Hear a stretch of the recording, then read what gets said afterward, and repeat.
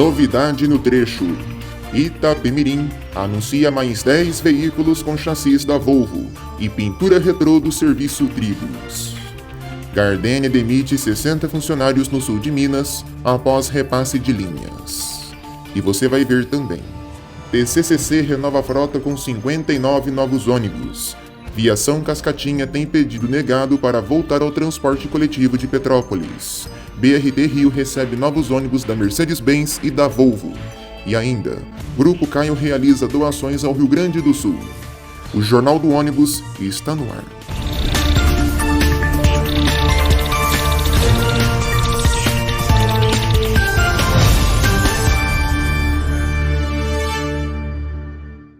Olá, boa noite para você.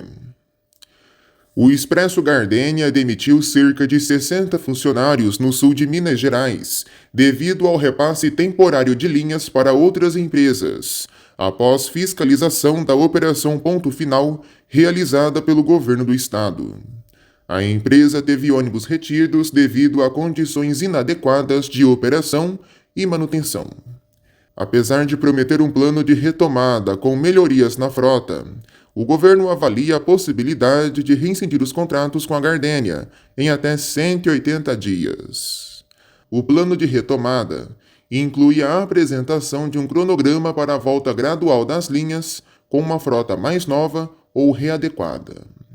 Desde abril de 2024, cerca de 30 ônibus da Gardenia já foram apreendidos por falta de segurança e conservação, segundo o governo do estado.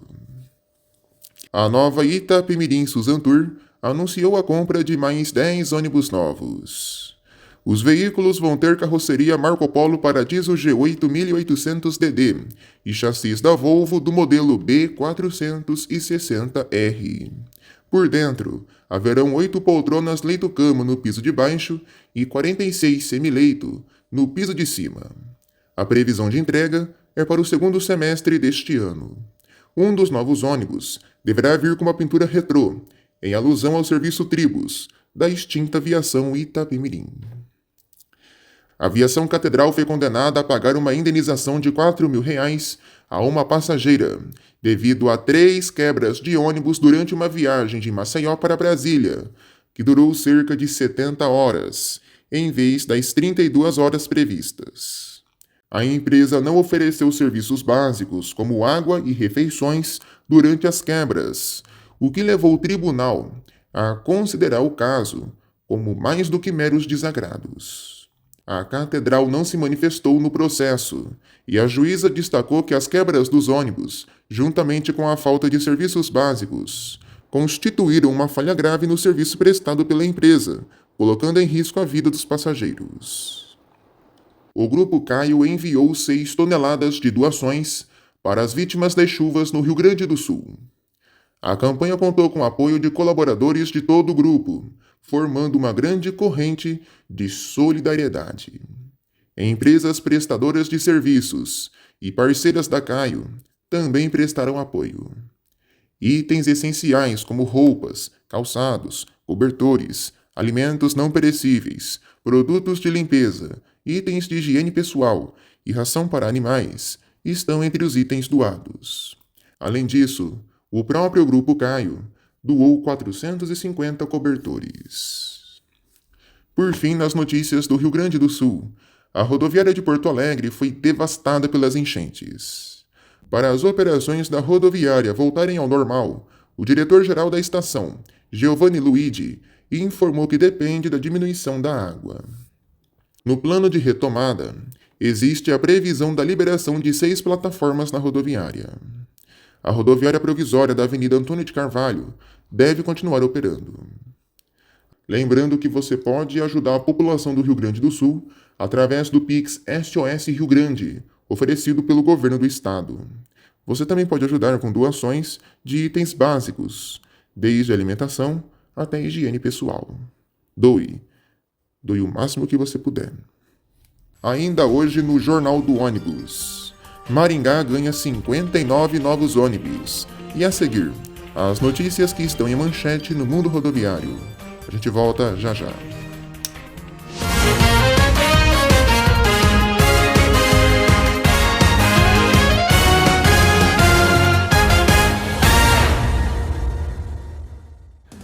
A Prefeitura de Niterói, no Rio de Janeiro, fiscalizou mais de 180 ônibus no terminal rodoviário João Goulart nesta última semana. A Aviação Paraty passou a operar uma linha rodoviária em caráter emergencial por 90 dias no estado de São Paulo. A ligação ocorre entre Jaú e Itapuí. Na região de Marília, a Artesp convoca empresas interessadas para a operação da linha Marília-Taciba, antes operada pela empresa Turismar. As manifestações podem ser enviadas no e-mail tc3@artesp.sp.gov.br. Na Bahia, a situação é crítica. Motoristas de ônibus da capital estão em estado de greve e podem parar as atividades a qualquer momento. Na região metropolitana, chegou ao fim a greve da Avanço Transportes. O acordo de convenção trabalhista que previu o reajuste dos salários e de demais benefícios foi concedido pela empresa. Mesmo com uma greve prestes a estourar, a população soteropolitana vai ganhar uma nova linha de ônibus. É a 1399-3, Estação Pirajá, Jardim Cajazeiras, via Rua da Etiópia. Em Pernambuco, a empresa Real Alagoas inaugurou sua mais nova agência de passagens no aeroporto do Recife. O governador do Piauí sancionou uma lei que garante meia passagem para estudantes no transporte intermunicipal. Na Paraíba, a Aviação Cabral pode chegar ao fim. A empresa repassou a grande maioria de suas linhas para a transnacional. Somente a linha 910 permanecerá com a Cabral até o fim da licitação. O prefeito de Rio Branco, no Acre, anunciou a diminuição da frota de ônibus elétricos da cidade. Seriam comprados 30 veículos, agora serão somente 20. Foi feita também a dispensa de ônibus articulados. Isso ocorre após uma negativa do governo federal na compra de carregadores. A Secretaria de Mobilidade do Distrito Federal determinou que os ônibus não recebam mais dinheiro nos coletivos a partir de 1º de julho. No Rio Grande do Sul, vereadores de Novo Hamburgo aprovam a criação de uma CPI para investigar o novo sistema de transporte coletivo da cidade. No Paraná, Curitiba realizará testes com os novos ônibus elétricos da Ancai, do grupo Jack Motors. A NTT está convocando empresas interessadas para operarem uma linha de ônibus interurbana entre Goiás e Minas Gerais. A ligação atende às cidades de Itumbiara e Araporã. Essa linha era operada pela Aviação Paranaíba, que deixou as operações. Essas foram as principais notícias em manchete desta edição.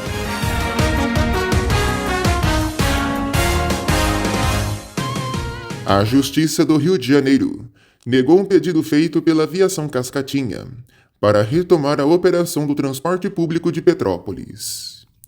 Na semana passada, um decreto da Prefeitura anulou a concessão das linhas da empresa. O Tribunal de Contas do Estado emitiu uma nota reconhecendo que a empresa operava há 20 anos de forma irregular. Enquanto a situação não se resolve, a população está sendo atendida por outras viações. E quem também pode rodar em Petrópolis é a Aviação Petroita, que pertence ao mesmo grupo da Cascatinha. O Ministério Público do Rio de Janeiro está pedindo a revogação do contrato da empresa com a Prefeitura Municipal. Quem acompanha o nosso canal, lembra que recentemente mostramos aqui no Jornal do Ônibus um processo de licitação feito pela Prefeitura do Rio para a compra de mais 85 ônibus do tipo padrão para o BRT. Na época, a licitação foi dividida em 3 lotes, com Caio e Marco Polo sendo as empresas vencedoras. A Caio venceu o lote 1, com o fornecimento de 30 ônibus. Já a Marco Polo venceu os lotes 2 e 3, para o fornecimento de 55 carros. Pois bem, esses veículos começaram a ficar prontos. Primeiramente chegaram à capital fluminense os veículos com carroceria da Caio, do modelo Millennium 5 e chassi Mercedes-Benz do modelo O500M. Agora vai ser a vez dos veículos da Marco Polo, de carroceria Marco Polo Torino Express e chassi Volvo B320R. A Volkswagen Caminhões e Ônibus lançou o Volksbus 22260S, um super-ônibus urbano de 15 metros de comprimento, com capacidade para até 115 passageiros. Com mais de 100 unidades encomendadas, o modelo se destaca por sua eficiência e conforto, além de oferecer tecnologia e segurança. O novo motor proporciona uma boa performance e economia de combustível. O terceiro eixo na dianteira comporta carrocerias de até 22 toneladas. O novo chassi possui suspensão pneumática para conforto a bordo e diversas características ergonômicas para o motorista. Tecnologicamente avançado, o Volksbus 22260S conta com um painel de instrumentos que agrega até 70 funcionalidades para facilitar a operação do veículo, além também de oferecer um pacote de soluções de segurança ativa. O Grupo Comporte, junto da Caio, anunciou a sua renovação de frota de 2024 no transporte coletivo de Maringá, no Paraná. A TCCC, Transporte Coletivo Cidade Canção, concretizou a compra de 59 novos ônibus. Os novos veículos possuem carroceria Caio Apache VIP5 e chassi Mercedes-Benz OF 1721 Euro 6. Dos 59 ônibus, 10 já estão rodando e outros 9 foram entregues nesta semana. Em julho, mais 40 veículos vão ser entregues, totalizando a renovação completa deste ano. Segundo Josemário D'Artora, representante local da Caio, a renovação solidifica a parceria entre a fabricante e a empresa. Os novos ônibus possuem capacidade para até 87 passageiros. A Iveco Bus, em parceria com a Buscar, apresentou um novo modelo de ônibus rural escolar na Marcha Brasília em defesa dos municípios. O veículo oferece capacidade para 44 alunos, a um custo acessível. Mais de 2.000 solicitações foram aprovadas no programa Caminho da Escola, com destaque para os estados da Bahia, Mato Grosso e Pernambuco. O ônibus combina potência, resistência e conforto, com opções de motores de 190 e 210 cavalos de potência. A empresa enfatiza a durabilidade do chassi e a importância da marcha para as políticas educacionais. Além disso, a Iveco oferece garantia de 2 anos e uma ampla rede de peças e serviços em todo o Brasil. E antes que me perguntem, eu juro que não entendi nada desse Caio F2400 com o nome da Buscar. Isso ainda carece de mais informações. Mas se realmente a Buscar lançar um novo Micros, entre aspas, com esse design, olha, eu prefiro nem comentar. Nas notícias internacionais, a chinesa BYD lançou o BD11, um novo ônibus elétrico de 2 andares com um sistema de gestão térmica integrado para otimizar a energia. Sua principal inovação é uma nova bateria Blade, proporcionando maior autonomia e ciclo de vida mais longo. Com capacidade para até 532 kW, o modelo oferece uma autonomia de até 400 milhas, cerca de 640 km, e foi testado em condições extremas sem incidentes. A integração da bateria ao chassi reduz o centro de gravidade, melhorando a segurança e o espaço interno. A apresentação ocorreu no London Bus Museum, onde a BYD já entregou mais de 1.500 ônibus elétricos, resultando em uma economia de mais de 55 milhões de toneladas de CO2 por ano. O BD11 também possui o controle ativo de suspensão e um sistema avançado de assistência ao motorista.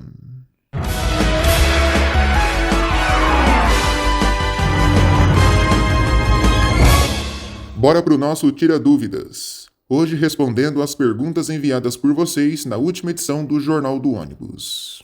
O tema deste mês é a Marco Polo. Vamos lá. O Kennedy Ramos perguntou: por que o Marco Polo Veneza no padrão de Curitiba? É diferente o design do Veneza vendido pela Marco Polo? Kennedy, é o seguinte: não existe diferença nenhuma do padrão de Curitiba para o padrão do restante do Brasil. O que existe é que em Curitiba havia uma predominância maior do Veneza Expresso, que de fato é diferente do Marco Polo Veneza tradicional. Porém, o Veneza Expresso foi vendido sim em outras regiões do Brasil. Beleza? Dúvida agora do José Henrique do Rosário Silva. Qual será o próximo modelo do Torino? Ela poderia padronizar. Mas será? José, é a dúvida de milhões, né? É a dúvida de R$ 1 milhão. Cadê o novo Torino? Aonde ele tá? Quando que vão lançar o novo Torino? É uma dúvida que todos nós temos. Infelizmente, carece de respostas. Não por minha parte, por parte da fabricante. Dúvida agora do Matheus. Quais modelos de ônibus a Marco Polo fabrica hoje em dia? Seguinte. No segmento rodoviário, a Marco Polo trabalha com duas frentes, G7 e G8. O G7 é mais simples e o G8 é mais tecnológico. Ambas as gerações possuem os modelos Viaggio e Paradiso. No segmento intermunicipal, a Marco Polo oferece o Ideale. Já no segmento de urbanos, o portfólio é mais amplo. A fabricante tem o Attive Express, o Torino Express, o Viale BRS, o Viale BRT e o Viale Express. Tem também o Torino Low Entry, mas esse daí acaba ficando mais em segundo plano. Beleza? Lembrando que o Viale tem versões articuladas, assim como o Torino. E por fim, temos o segmento de micros, com o sênior escolar, o sênior rodoviário, o sênior fretamento e o sênior urbano. Beleza? É basicamente isso daí. Dúvida agora do JG Mota. Vamos ver o que ele perguntou. Por que os ônibus urbanos não possuem cintos de segurança? Por que somente os ônibus rodoviários possuem? As empresas de ônibus urbanos não são obrigadas a utilizar o cinto de segurança? Então, meu amigo, vamos lá, eu vou responder para você. Vou falar o que eu penso e o que eu acho, tá? Não vou pesquisar na internet, não. Olha só. No ônibus rodoviário, normalmente a velocidade é maior. Não existem corrimões, não existem pegamãos e você até reclina a poltrona. Por isso eu penso que o cinto de segurança é mais do que essencial. Em caso de acidente, se você está sem cinto, você é praticamente ejetado para fora do ônibus. Já um ônibus urbano, ele tem corrimões para você se segurar, os bancos têm pegamãos, a velocidade é bem menor e você fica sentado. Em caso de acidente, você não voa para fora do ônibus. Então não se faz tão necessário o cinto de segurança. Seria interessante? Talvez, mas o vandalismo no Brasil não deixaria. E o JG perguntou outra coisa. As linhas de ônibus, tanto municipais, intermunicipais, interestaduais e internacionais, pertencem às empresas de ônibus ou ao governo? Depende, tá? Depende. Linhas urbanas varia muito. Tem locais que pertencem a empresas, tem locais que pertencem ao governo. Intermunicipais, eu creio que varia também. Agora, interestaduais e internacionais, aí sim pertencem ao governo. No caso do Brasil, a NTT. Dúvida agora do Imperial Bus. Por que a Marco Polo caiu a sua qualidade nos seus urbanos? A caiu de 10-0 nos urbanos. Concordo com o Imperial. Vou responder para você, meu amigo. A qualidade caiu porque, na indústria em geral, a qualidade dos veículos automotores caiu e muito. E infelizmente na Marco Polo caiu até demais. Se você pegar um Torino 2007 e um Torino S, o Torino 2007 é capaz de estar melhor do que o Torino S. Melhor em que sentido? Peças, conforto, resistência, qualidade, bateção de lata, tudo isso que a gente engloba num ônibus urbano. Dúvida agora do... Deixa eu ver o nome dele aqui.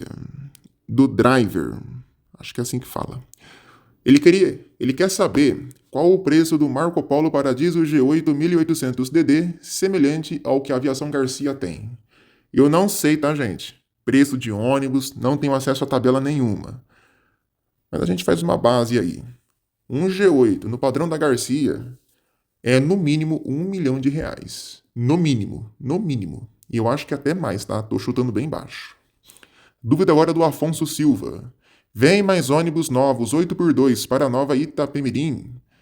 Afonso, não vai vir 8x2. Conforme falado aqui no JO de hoje, vem mais ônibus novos, porém 6x2. O Andarilho Carioca Mumu perguntou: tem alguma novidade na Marco Polo para a linha urbana? Eu queria que tivesse, mas infelizmente não tem. Dúvida agora do Marcelo Martins.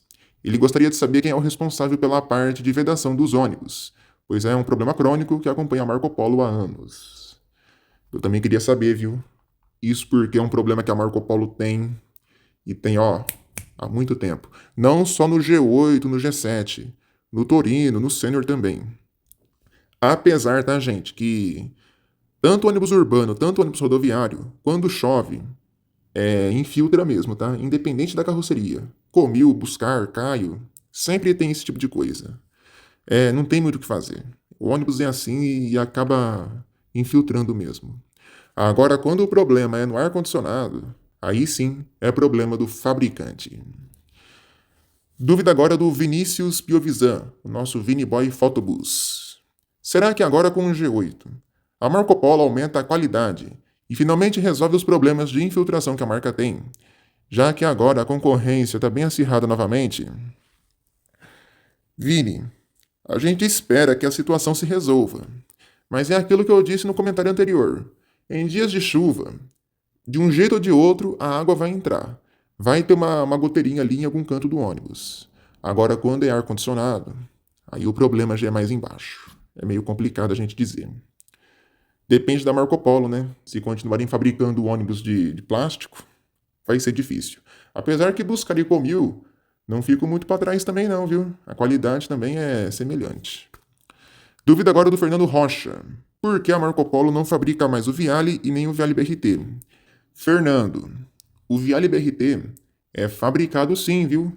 Tanto que a Grande Marília e a Itajaí Transportes, lá de São Paulo, compraram recentemente unidades deste modelo em chassis Scania. Agora, o Viale normal não é mais fabricado há mais de 10 anos. E sendo sincero, faz muita falta no mercado um modelo paralelo ao Torino. Dúvida agora do Daniel Ônibus. Por que a Marco Polo Rio desistiu do RJ? Daniel, é uma pergunta de milhões, hein? Que todo mundo quer saber. Eu penso o seguinte, hoje em dia, a Marco Polo poderia muito bem ter a Marco Polo Espírito Santo e a Marco Polo lá de Caxias. E também ter a Marco Polo Rio. Isso porque a demanda da fabricante sempre foi muito grande.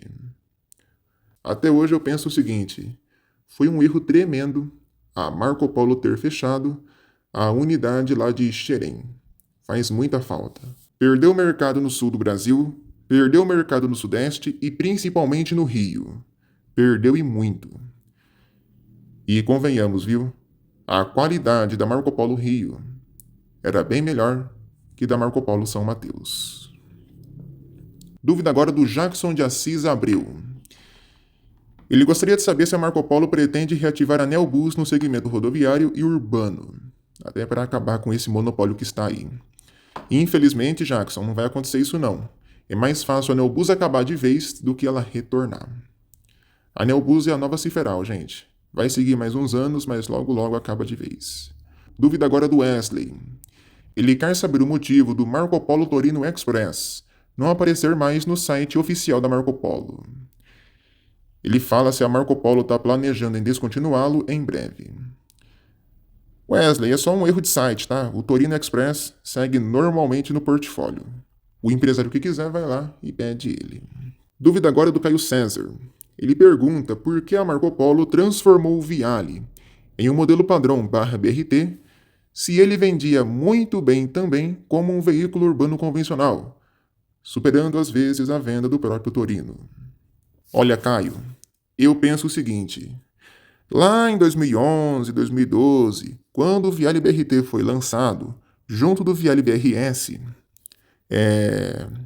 a Marco Polo, ela viu que esse tipo de modelo, esse tipo de ônibus, BRT, padrão, BRS, estava crescendo muito no Brasil. E de fato cresceu. Se você vê a correria feita pelas prefeituras para a Copa de 2014 e para as Olimpíadas de 2016, com ônibus novo para lá, ônibus novo para cá, corredor aqui, BRT lá, você vai ver que esse mercado era muito amplo. E a Marco Polo pensou: vou transformar o Viale em BRT, em BRS e vai vender bastante, porque muitas cidades vão querer comprar para colocar nos seus sistemas de BRT. Foi de fato o que aconteceu. Só que depois de um tempo, esse tipo de sistema, BRT, BRS, acabou caindo um pouco em desuso. Tanto que hoje muitas cidades deixaram de lado esses projetos de BRT. E as vendas do Viale BRT barra Viale BRS caíram, dando a impressão dele ser um modelo mais, assim podemos dizer, jogado de lado lá na fabricante. Mas assim, lá em 2012, eu compreendo a mentalidade da Marco Polo em transformar o Viale tradicional em Viale BRT barra BRS. Eu entendo, mas para mim ainda continua sendo um grande erro. Isso porque o Viale tradicional vendia bastante e era um modelo muito bom mesmo. E essa queda de modelos BRT que eu falei vale também para Caio e para Comil. Mascarello também. Você percebe que além do Viale BRT e do Viale BRS terem praticamente despencado nas vendas, o Comil Doppio também caiu, o Gran Metro caiu e o Caio Millennium BRT também caiu. Tanto que o Millennium BRT já foi até retirado de produção pela Caio. A Comil também, se eu não me engano, tirou o Doppio e somente hoje, modelos realmente voltados a BRT, só a Marco Polo e a Mascarello têm. Complicado, né? E a segunda pergunta do Caio: por que a Marco Polo lançou o Torino S se na época já tinha o New Mega, como essa versão mais basicona do Torino, sendo o equivalente da Neobus ao que foi o Turquesa em 99 e o City Max em 2007, ambos feitos pela Ciferal? Caio, seguinte, o Torino S veio antes do New Mega. O Torino foi lançado em 2017 e o New Mega veio no comecinho de 2018. Beleza? Vamos seguir por aqui. O Luiz Alexandre pergunta: o próximo Torino vai parecer com o Ative ou vai ter um visual bem diferente? Eu, sendo sincero para você, hein, Luiz? Não sei dizer. Não sei mesmo. Mas eu acho que o próximo Torino não vai mudar muita coisa não, hein, em relação a esse atual. Dúvida agora do Kleber Rodrigues. Ele gostaria de saber por que a Marco Polo, de 2014 para cá, parou de reformular o Torino e nunca mais mudou a carroceria. É aquilo, Kleber. Estamos esperando o novo Torino. Depende da Marco Polo. É complicado, o pessoal está demorando demais. Dúvida agora do Thiago Nascimento. Por que o Viaggio na linha G6 era oferecido apenas na versão 1050? Olha, Thiago, boa pergunta, hein? Eu sinceramente não sei responder. O que eu sei é que na época, a Marco Polo fez um protótipo do Viaggio G6 900, mas infelizmente ele não foi para frente. O Só Voo de Ônibus pergunta: qual a diferença do Marco Polo Torino S para o New Mega? Você quer saber mesmo? Diferenças mínimas. Muda só uma coisinha ou outra no design. É a mesma coisa mesmo. E é capaz do New Mega ter uma qualidade inferior ao do Torino. Dúvida agora do Julielson Lima. Ele quer saber se a Marco Polo de Caxias do Sul foi atingida pelas enchentes. Julielson, eu não sei dizer se foi realmente atingida, mas um colega lá do Rio Grande disse que um dos setores foi sim afetado pela água. Mas isso foi há 2 semanas. A situação hoje já está totalmente normalizada. E para a gente fechar, mais uma dúvida aqui do Só Voo de Ônibus. Eu pulei ele aqui porque eu estou lendo em ordem, né? E eu voltei aqui para finalizar. Por que a Marco Polo não lança o novo Torino? Eu creio que essa é a pergunta que muita gente quer saber, né? Todo mundo aqui perguntou: e o novo Torino? Cadê? Gente, estamos esperando. Olha, eu queria muito que a Marco Polo lançasse esse bendito, hein? É isso, pessoal. Esse foi o nosso Tira Dúvidas.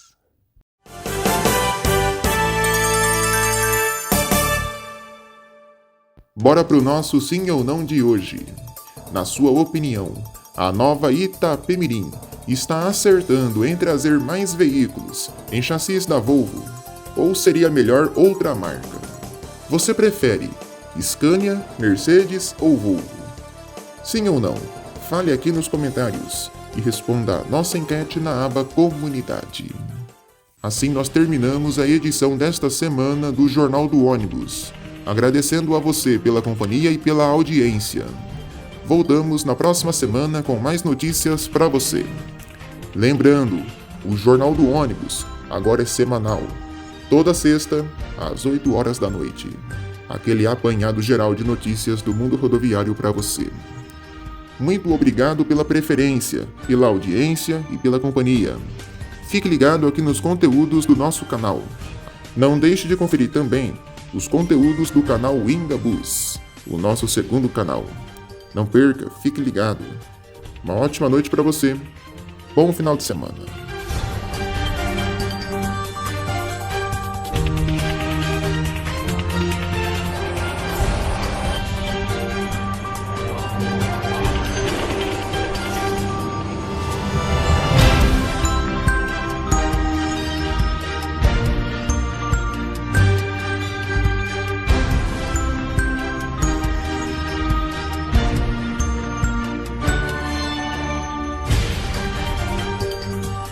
Siga o Wingabus no Instagram e fique ligado no que há de melhor no mundo rodoviário.